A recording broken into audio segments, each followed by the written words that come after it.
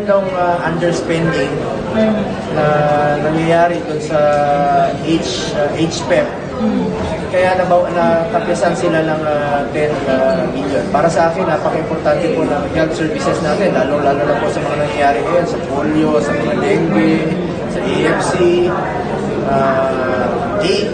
African swine, ASF. Ay, kailangan po suportahan natin ang ating health. Basta importante lang po ang nila sentamo.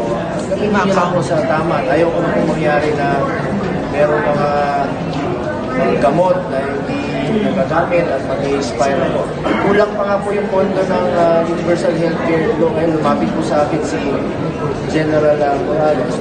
Talagang napakalaki pa po ng kulang ng pondo ng Universal Healthcare. Due for implementation na po ito next year. Wala pa pong collection na dumarating sa gobyerno. Kaya kulang na kulang. Even though naka-budget na po for next year yung sa UHC. Mahigit kalahati po ng budget ng UHC.